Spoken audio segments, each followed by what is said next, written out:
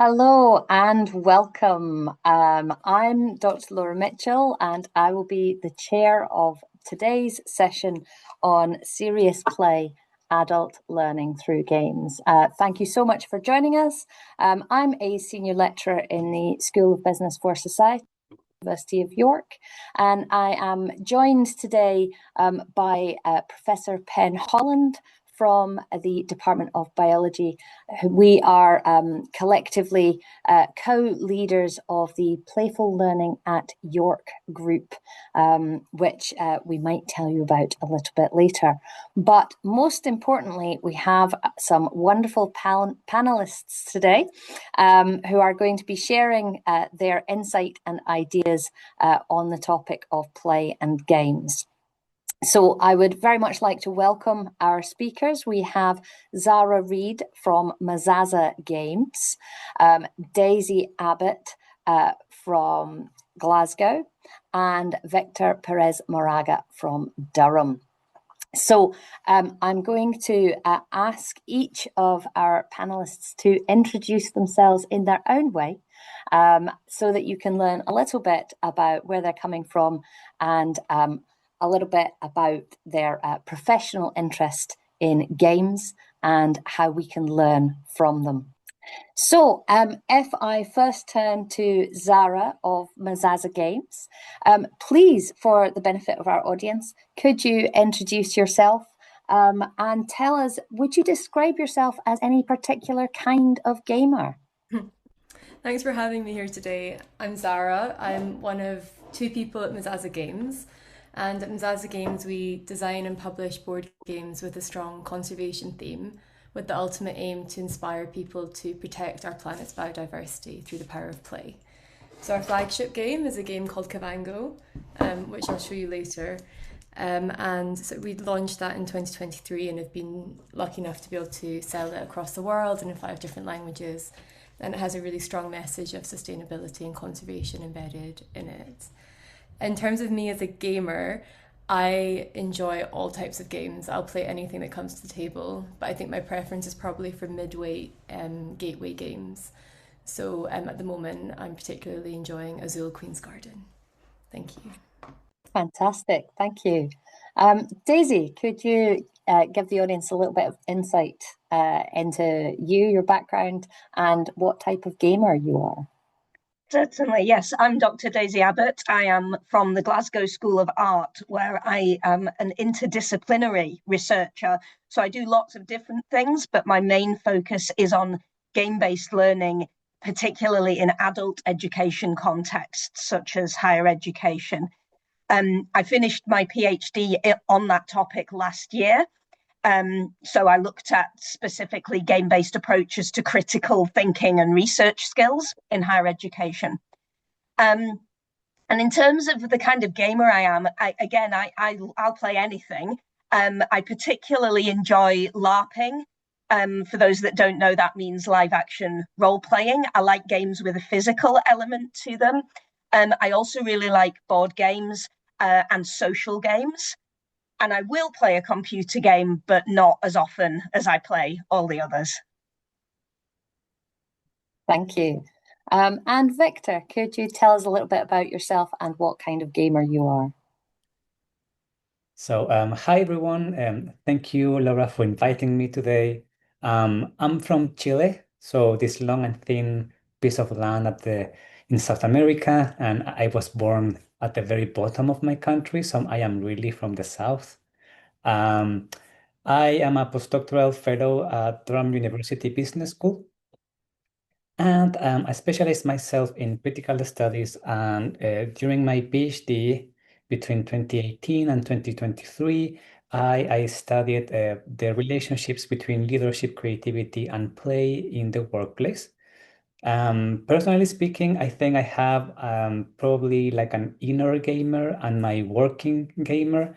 So personally speaking, I'm very much into video games, especially like horror games. I like being spooked by different things when I play. But also, socially speaking, I like card games, but also when I work with people in businesses and also with my students, I use loads of tactile games, including Lego and other materials, and especially small games we can use in a more abstract way to connect theoretical concepts with the game we are playing.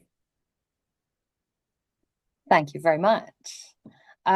So what we're now going to do is discuss a few questions that I've got and get some insight from each of our different panelists in terms of their way of understanding that particular challenge. So firstly, I'm going to focus on a question about learning. So Zara, what type of learning do you think might be possible through playing games like the game that you've made, Kavango? I think so much learning is possible, and in Kavango, we've designed it to model real life conservation methods. And in that way, you're playing as a conservation expert, rewilding an area of land. That's the premise of the game. And I think it highlights a really strong way that learning can be facilitated through play because it puts you in the position of a decision maker in a world in which you might not be operating in your day-to-day life. So, for example, in our game, you play as a conservation expert and you're making decisions about restoring an area of land from the position of a decision maker who might actually be doing that. And the game is very carefully designed to sort of capture those decisions and mechanics. And in that way, I think it provides insight into different disciplines, different areas of life, different decision-making roles. I think it also creates empathy with different aspects of society. And I think also with games linked to nature, often the conversation around nature and the natural environment can be framed quite negatively because the situation is quite bad at the moment. But I think games allow a framework for you to have a really joyful and happy experience around that topic with friends and family. And we've certainly seen that that has triggered some lovely conversations and some optimistic discussions about what might be possible for people to take away learning from the game in their daily life. So I think there's a huge amount of potential, and certainly we've seen that in Kavango as well.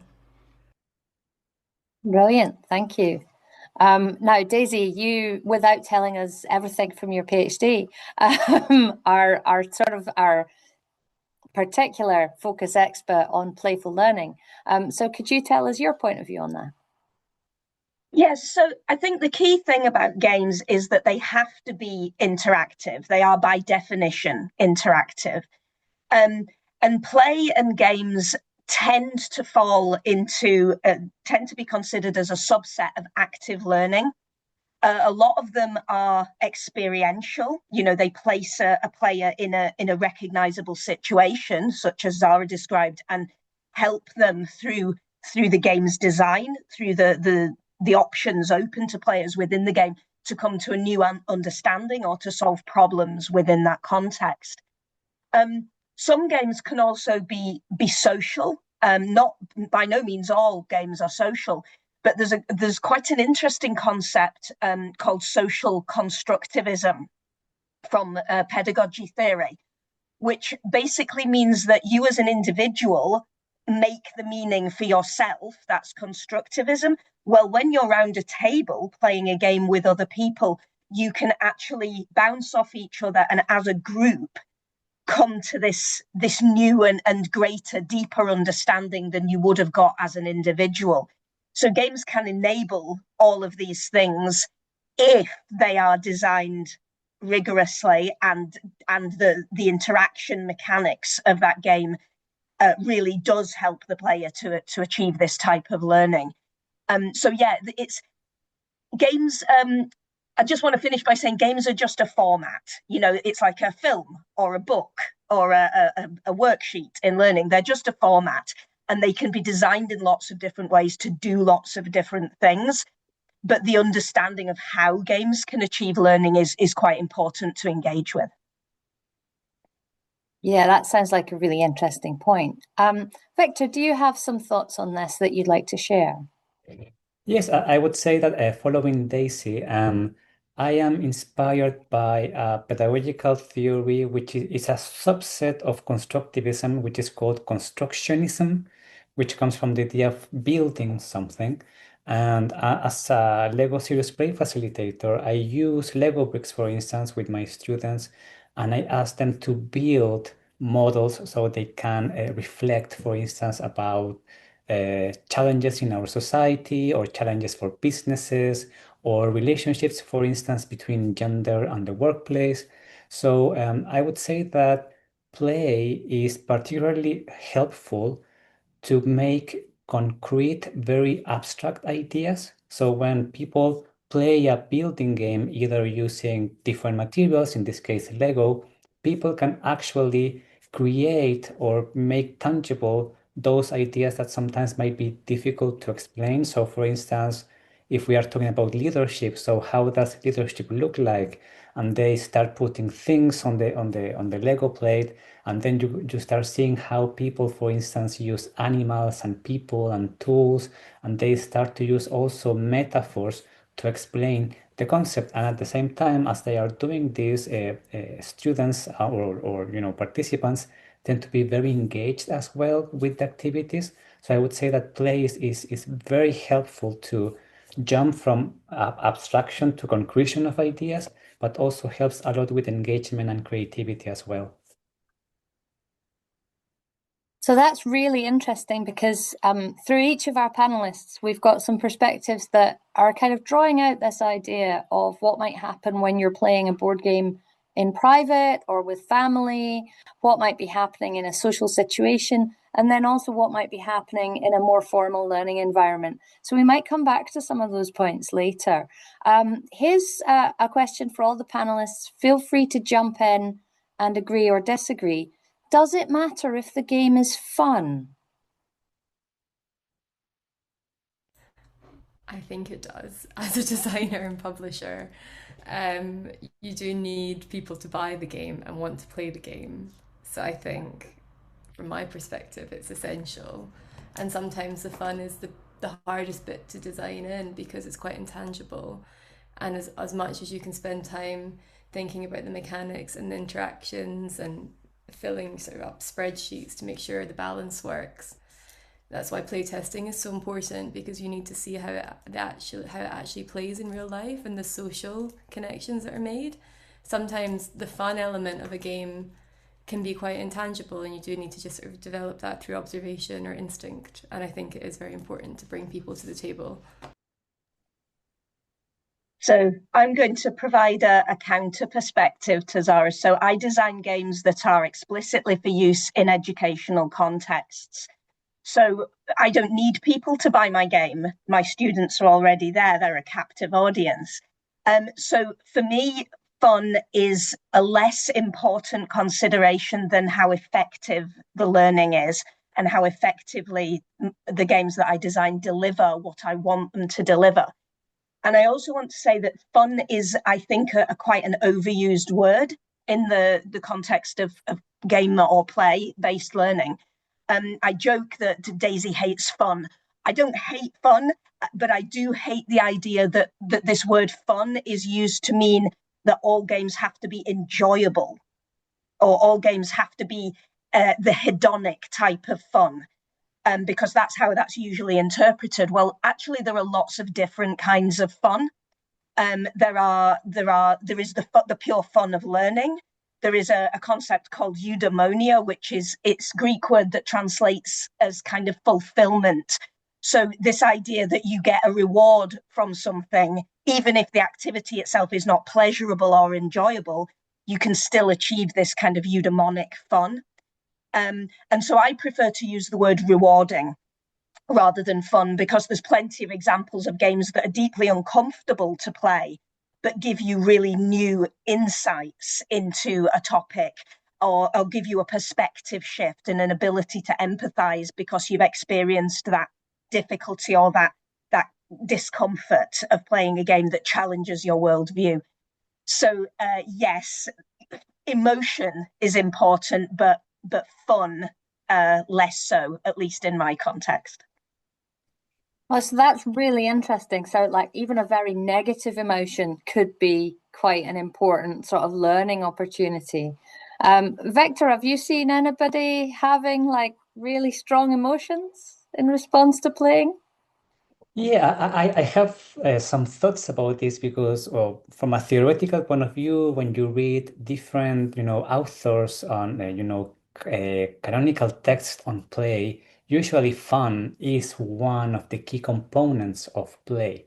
However, I think that when we start to blend play in more serious contexts, like in this case, we are talking about, playful learning, here's where we start to curate play a little bit, and here is where we can start thinking, is this really play or not? Because we tend to use certain characteristics that make something playful for the sake of another activity. And I would say, for instance, when I have done some workshops with Lego, for instance, with people, with students, I have had people actually crying, for instance, at some points, because then people tend to, for instance, to disclose very personal insights. But as we are playing in a way, that sort of boundary between what I share or not also starts to diffuse a little bit. So I think that when we talk about fun or maybe something which is not fun, here's where it's about choice, it's about what aspects of plays you are taking, which ones are you taking out. And that's it's when I think it starts to become a more tricky kind of thing. Yes, so tricky, sort of like enjoyment. It's that thing, particularly in formal learning. It's like we don't necessarily expect to be enjoying learning. So that sort of gives us a different sort of like atmosphere. But Laura, I mean, could I just say another thing about fun? It's quite a widespread misunderstanding, particularly in the literature for game-based learning and play-based learning, that you have to balance learning and fun as though it's a seesaw. You need both, right? You need both fun in all its many forms and learning. But the way people sometimes talk about it is if you, as if it's a zero-sum game, you have to lower the learning in order to increase the fun, or vice versa. And that's simply not the case. What we should be aiming for as playful learning designers is to achieve both of those at 100% instead of this false dichotomy of learning versus fun. absolutely. Thank you, Daisy. Zara, I was wondering if I could pick up on something that I noticed about your game. And I think this is possibly related to future games at Mazaza Games as well, is you seem to focus a lot of your design energies on the art and making a very beautiful game. And while it's not fun, it is sort of a material thing that affects our enjoyment and pleasure. So I wondered if you wanted to tell us a little bit more about the art and how important you think that is for the learning. Oh, thank you very much for those kind words. And we did try very hard to make sure that it's a beautiful experience for people when they do bring it to the table. And Matt, who's also my husband and the co-founder of Mazaza Games, is our artist. So he's done all the art in-house. And with Kavango in particular, it's a very kind of personal, artistic endeavour for us because we drew all the animals from life while we were living and working in Botswana. And it took 4 years to pull it all together. And the art style is really intentional. And I liked what Daisy said about emotion, because maybe that is a nice way to capture the range of experiences that people get when playing Kavango, for example. In that what we've tried to intentionally curate is a kind of board and tabletop experience and art collection that evokes a sense of being in that landscape, and also evokes a sense of sort of awe at the natural world and a calmness that's associated with being in a place like that. And lots of people do say that when they play it can be quite mindful, and actually sometimes don't even mind if they win, because they've built their own nature reserve with their own animals in it, and all the animals are unique. So as long as they got their leopard in their reserve, they're absolutely delighted. And I think that is all part of the same package of what we're trying to capture is a narrative about nature which is incredibly positive and also highlights all the cascading benefits that we have as humans from protecting the natural world. And that can be fun and joy from seeing like different animals and different trees. Our sausage tree is very popular and makes lots of people laugh, for example. So that kind of from the artwork can evoke different emotions too. But yeah, with Kavango and with all of our projects, what we try to do is capture nature as it is. And the idea is that you can accidentally sort of learn by playing the game, because you'll be recognizing the grasses, the trees, the birds, the amphibians, the reptiles from our drawings, which are realistic. And when we see people play the game in Southern Africa in particular, um, especially younger people and children, it's really lovely because they might recognize the swallow from our drawing, and finally they can tell the difference between the small swallow and the martins, or they might understand and recognize a grass that previously had just been sort of part of the greenscape that they're seeing in front of them, because we've drawn the grass uniquely as well. So the artwork, I suppose, linking it back to this theme, is also massively tied to the learning experience that we wanted to create.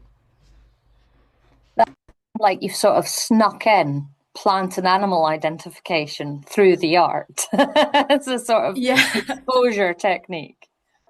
Absolutely. And it's funny because we didn't come at it from an academic perspective. We came at it from trying to capture life. And I think that's what's really interesting, hearing about the academic context behind this as well, is that our method is very much observation and then design around what we see. And I think it's just really lovely that in doing that, we are creating lots of different moments, because life engenders fun and engenders lots of different emotions. And by trying to capture this small aspect of it, I think, through games, it can be quite powerful. Lovely, thank you. So my next question following on from that is more directly targeted at Daisy and Victor. So do you think that the material aspect of games, like the art, like the pieces, can bring something different to formal learning environments? Yes, I think, I am currently working with a colleague precisely about what we have learned about using Lego in the context of research, but also in educational context. And I think that in this case, when you use certain materialities, they afford to discover things that maybe you were not expecting in a way. So for instance, in my use of Legos since 2019, the more you use it, the more you see how people tend to use certain pieces, certain colors, certain shapes. And what we have discovered, for instance, is that play or through Lego is very, very good to uncover power relations, for instance, either in the workplace or in different contexts. And we have discovered how people use certain kind of shapes to demonstrate, let's say, positive forces, but also the more negative, repressive ones. And what we are discovering through these studies that basically people tend to use lots of animals as a way to represent, for instance, very repressive forces, especially, for instance, when students work with these, for instance, PhD students, and they reflect on their experience with their supervisors or reviewers.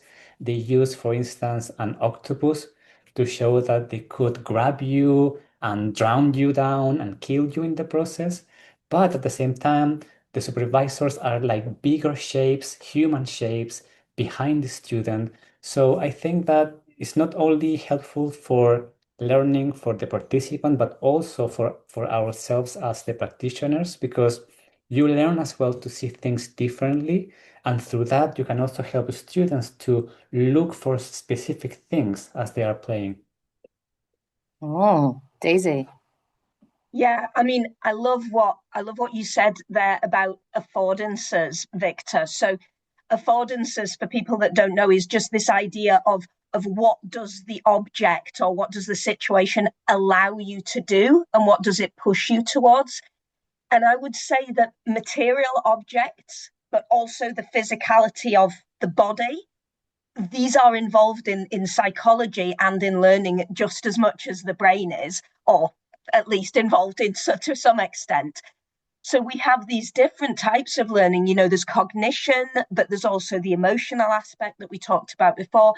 But these go beyond our brains and they come down our bodies. And if you're walking in a park, using a mobile phone app to look around the park and to kind of make that link, between your physicality in a space and the learning content, that has a different impact than reading it in a book, even if that book is physical.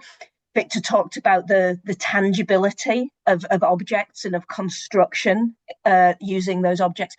So I think really the key is if you're going to design play for learning, pick the affordances, pick the thing that gives you the affordances that you think will work best for your context. And if that is a digital screen and a solo learner, that's fine. There are advantages to that approach as well. But think carefully about the analog and the embodied learning that comes along with it, as well as digital-based learning, I would say. Thank you. It's gone a little dark here. Sorry about that. So what about if we were to take things out of the box, rather than creating a new game for a learning experience? If we were to take a game like Zara's and say, can we use it? Can we mod it? Can we change it? Is that something that could potentially be helpful to improve people's learning experience?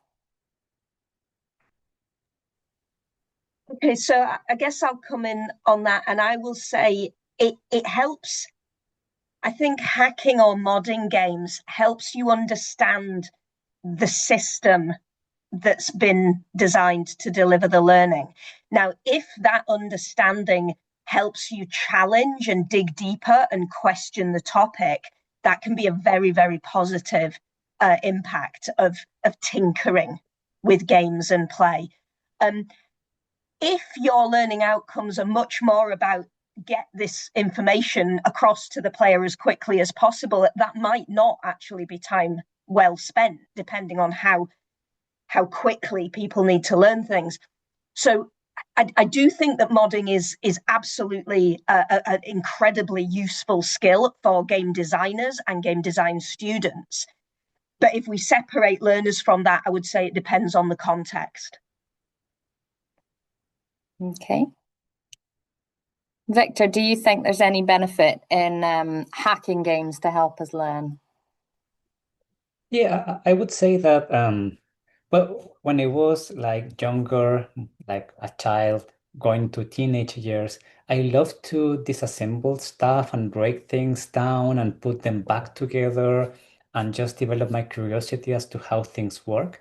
So I would say that that playful kind of, attitude helps a lot when you are maybe having a look at a game and you think about the mechanics of the game, how it works, and then how you could use those rules or ideas for your own benefit, or maybe you change the topic or the scope or things like that. So I would say that in the act of experimenting and breaking things down and putting them back together, that very act, which is very interactive and fun as well, going back to the idea of fun and play, yes, I would say that yes, it does help, especially to nurture the curiosity on students.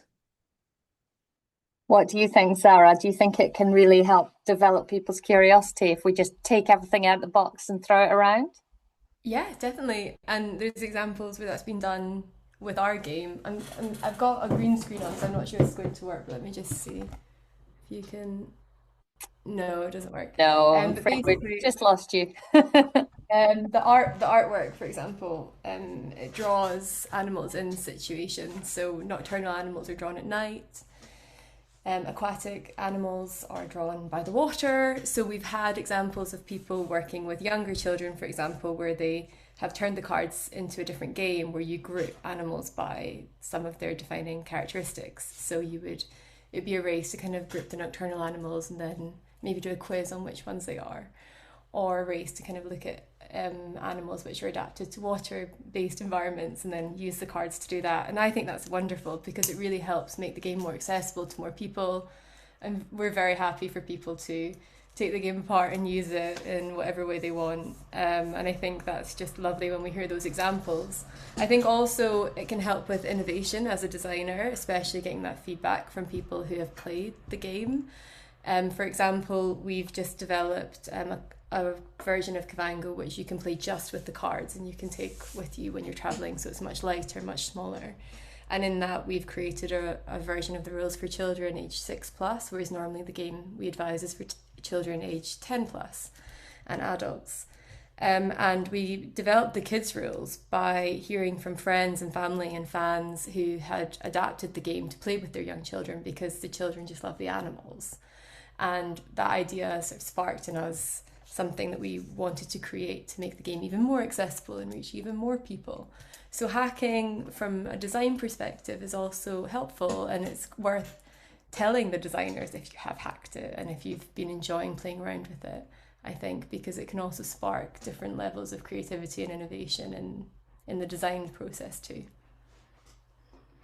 Fantastic. Yeah, because that dialogue between people who design games and people who play games is something that can really add benefit to both communities, isn't it? I know that when I've developed games for my students, we've had iterations of testing, and then, in the classroom, students have come up with completely different ways to play the game, collaboratively instead of competitively, hiding cards when they're supposed to be sort of like, sharing them, and all this kind of thing. So there are lots of really sort of interesting ways, I think, where for specific games and specific learning purposes, that seems to happen naturally or organically.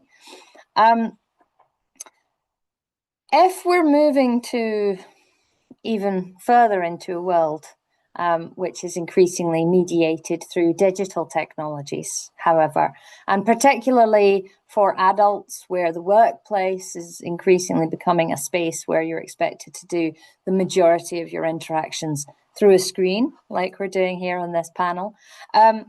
Do you think that there are specific benefits that material play can offer in order to redress any particular challenges in that world?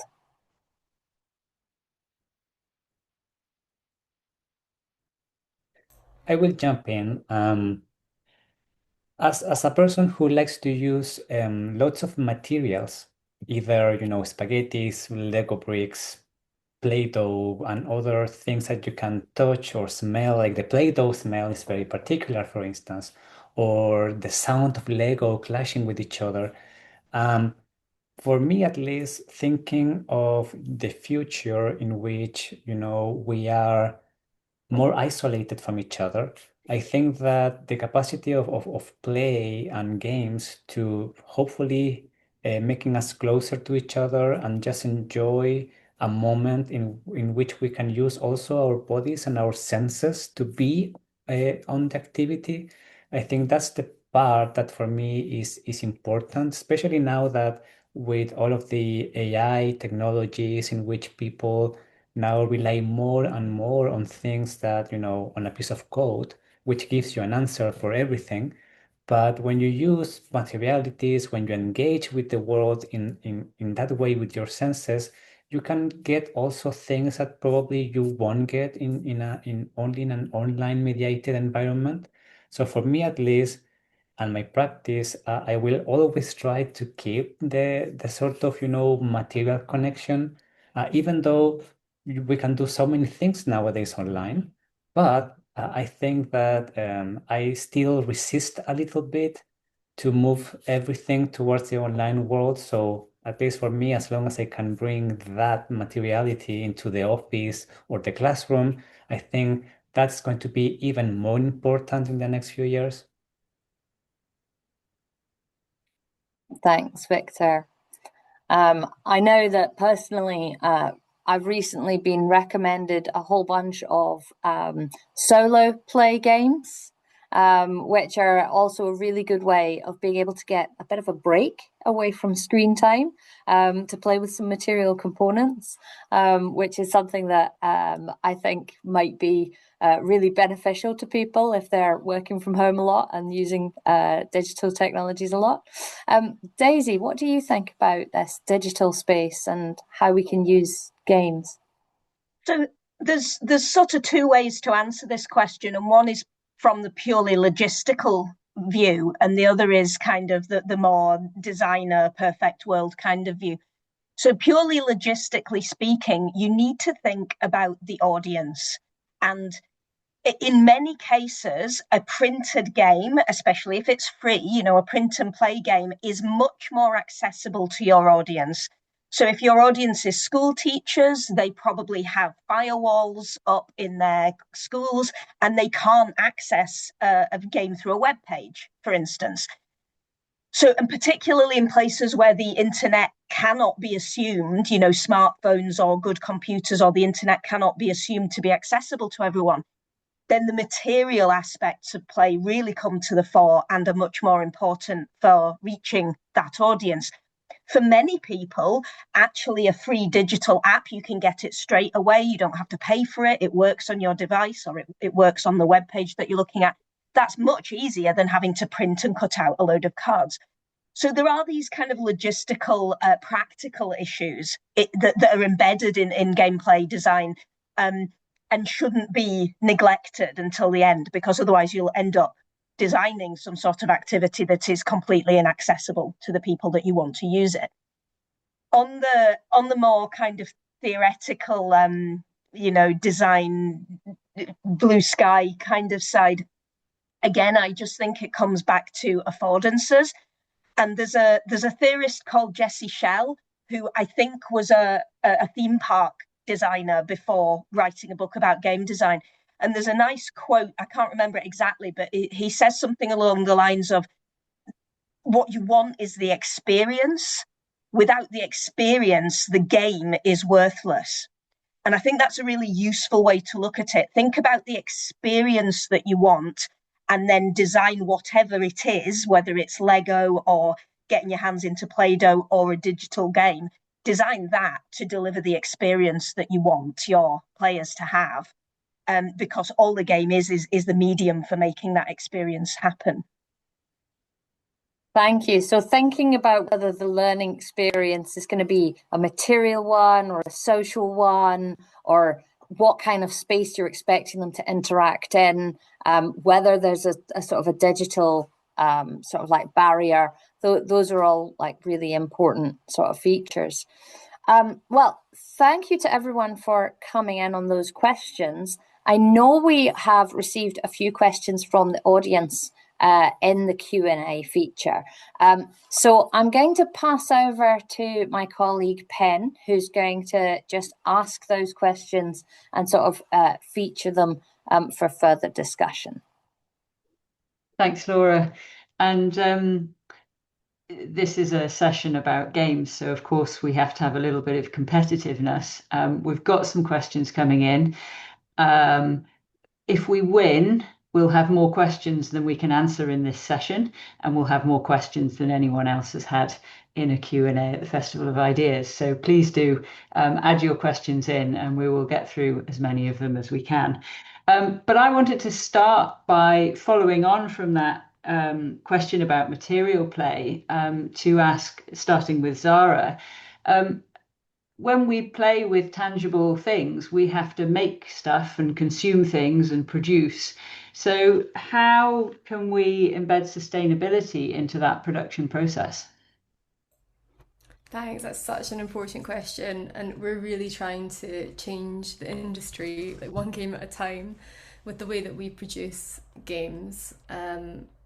From the very beginning of our design process, sustainability is our consideration. So even when we're designing mechanics and thinking about the components that would work from that, for us, we have to have no plastic in our game. All of the material has to be from either recycled materials or FSC certified wood.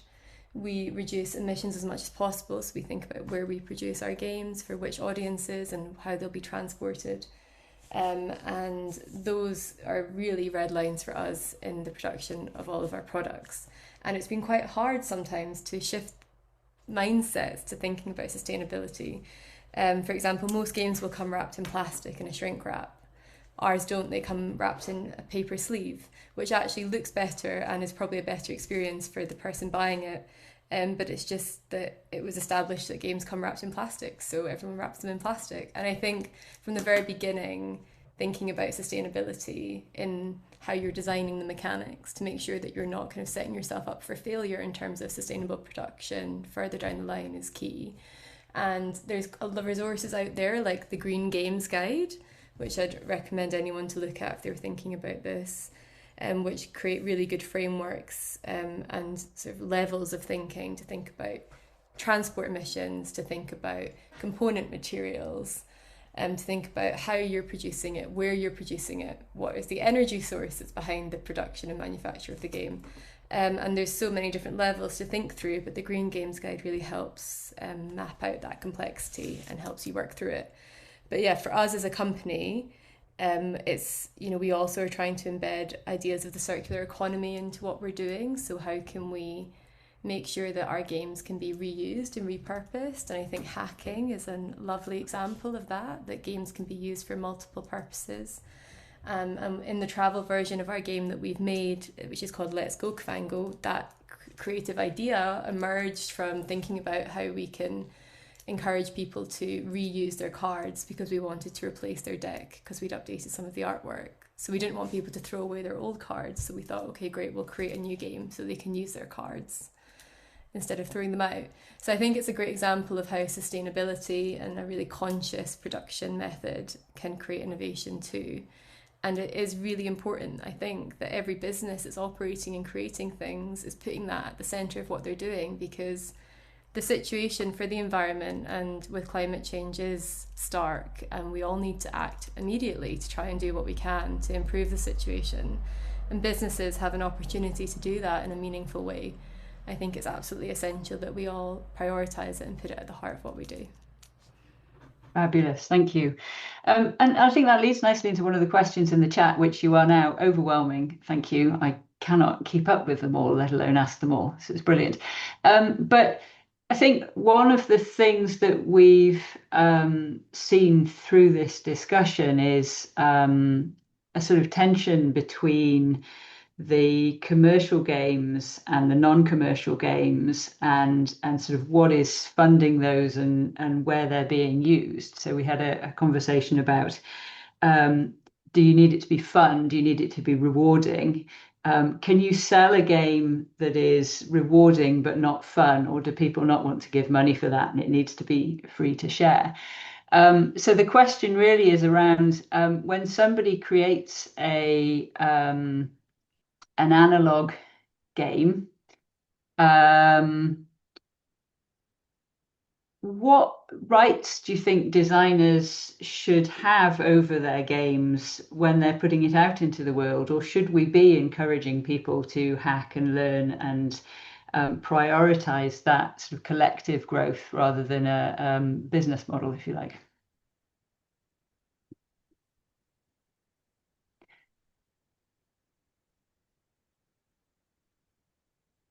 I'll make Daisy answer this one first. Do we put learning first? I mean, again, so the situation I'm in, I make everything and I make it Creative Commons, hack away. I don't care. Obviously, that is partly due to the privilege of my position and the fact that my job is to teach, and my research is about trying to improve serious games design. So I want that to happen. I think, like any piece of intellectual property, you should be allowed to protect that if you want to. You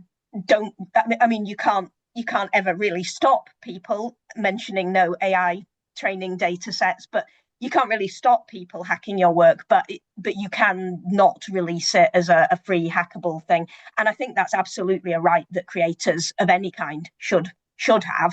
It's just not what I choose to do personally. Thank you. And either of the other two want to jump in on that before I get to the next question?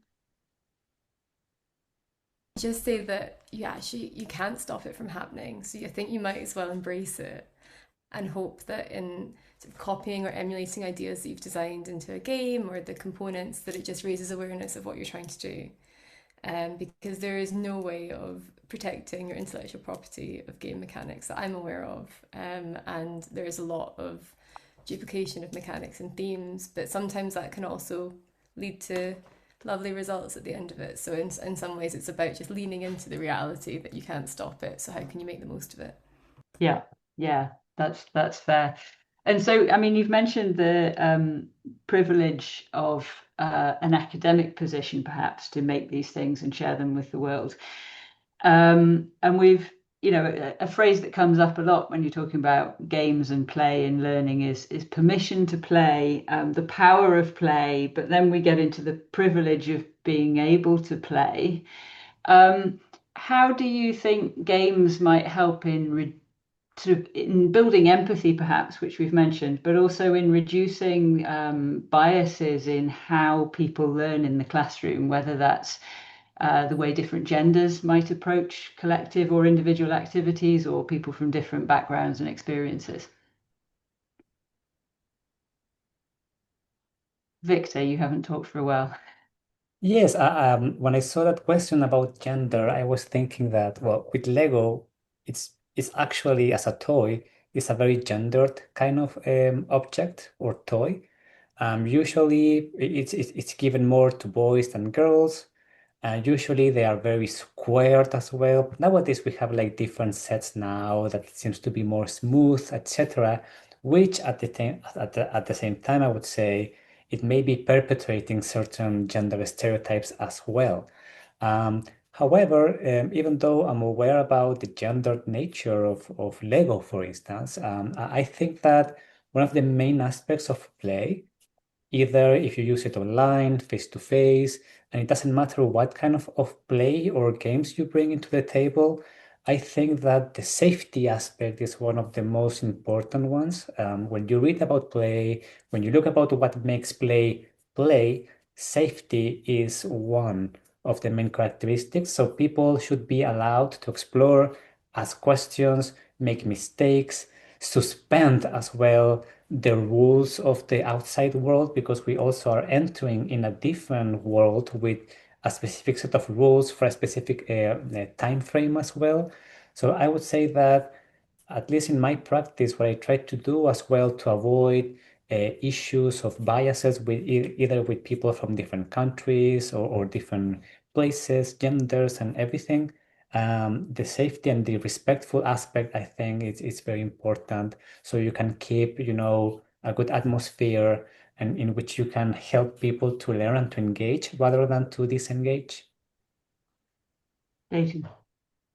Yeah, so I think this idea about using games as a way to address bias is fascinating. I've done some work in this area myself. So to answer the question, games are out there whose primary purpose is to try and expose bias and to identify it in the player so that they can then reflect on that and take that lesson away with them. If you're interested in looking deeper into this, the phrase is transformative reflection or games for transformation. And yes, there's quite a bit of research, especially recently, into games that aim to do it. And just to quickly try and answer the question, what usually happens is you present a situation and you then expose the bias that the player is not conscious of. And that allows them to have a kind of narrative shock, a shock moment, which then might lead to this sort of reflection that we're looking for.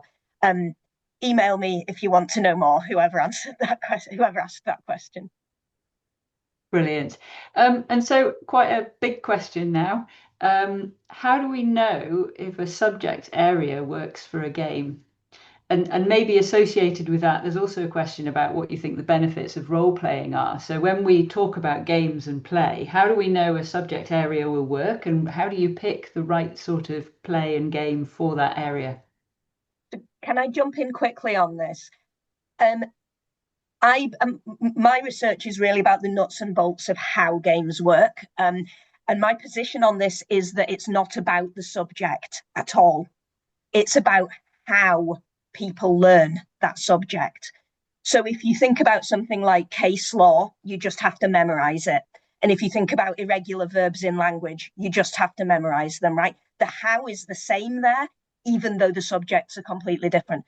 So the question is not about what subjects can you teach through games. It's about the behaviors, the specific learning behaviors that people have, and how are they learning behaviours that are needed in that subject? And if so, how can the game deliver them?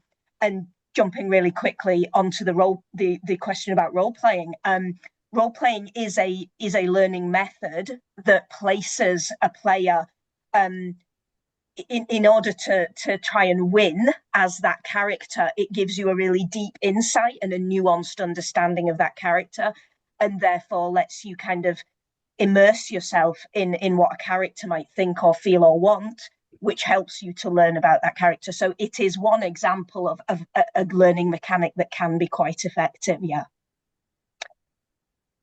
It's worth distinguishing, just to pick up on Daisy's point there, that there is a distinction between role playing, where it's about being that person and inhabiting that role, and role playing, where it's more you're working through a simulation.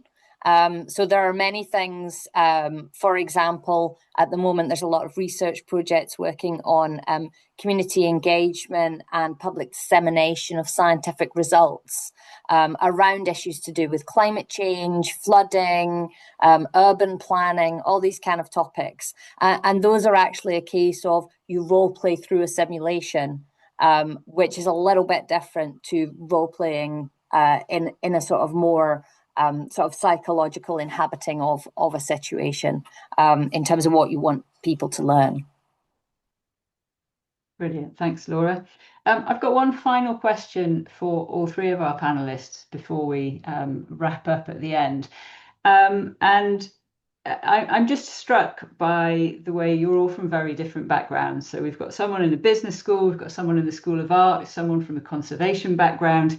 Can anyone work their way into the world of learning through games and play? And what would you say would be the ideal first step? We'll start with Zara.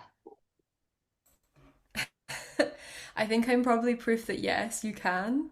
So I hope that inspires people to just go for it.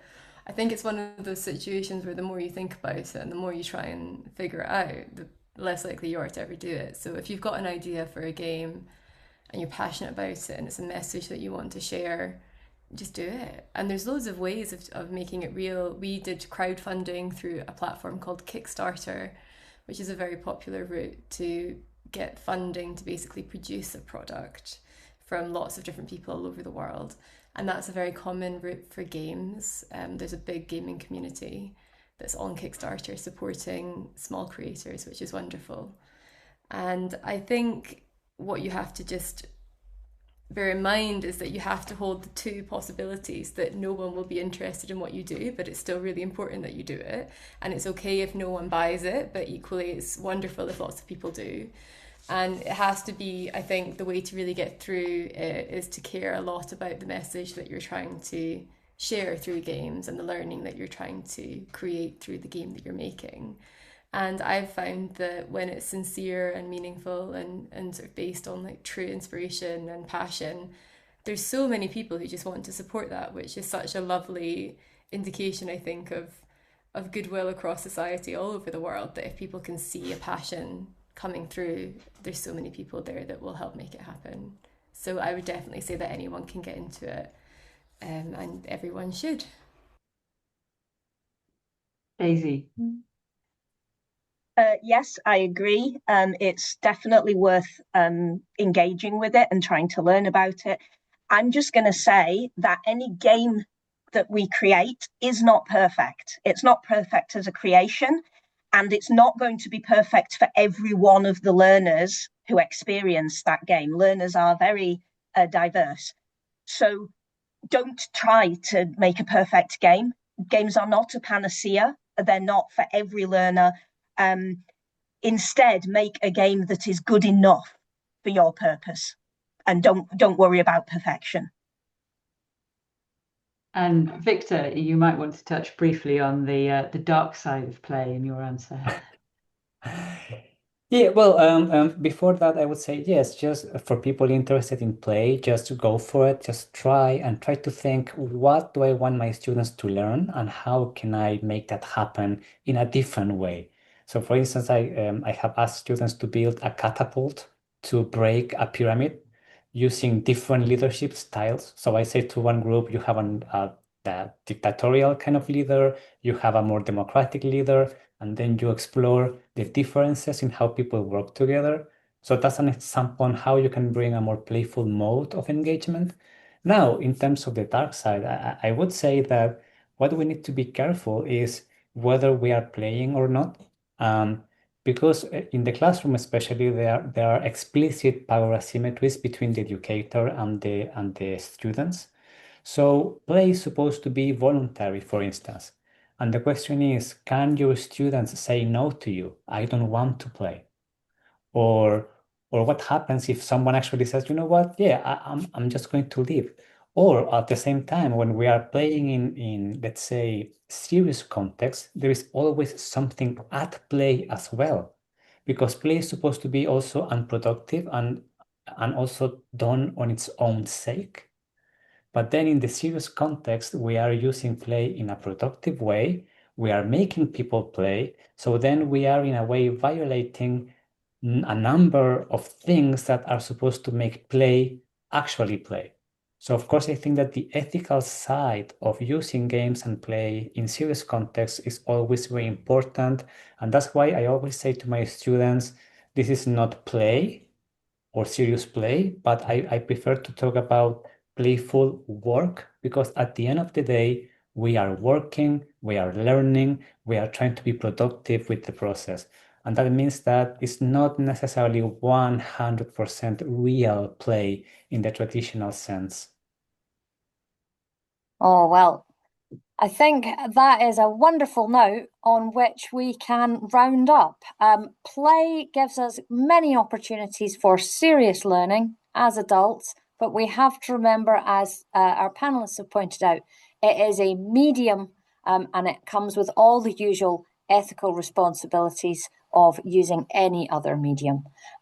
Thank you very much for everyone who joined us today, and thank you to all of our panelists. It has been really wonderful to have you here to talk on this topic. And thank you for everybody for coming. We really hope that you can follow and participate in our other York Festival of Ideas activities. And if you're also further interested in finding out more about play and learning, you might be interested to check out our new website, which is play-group.org, where we will be putting forward more information about playful learning activities at the University of York. Thank you again, and bye-bye.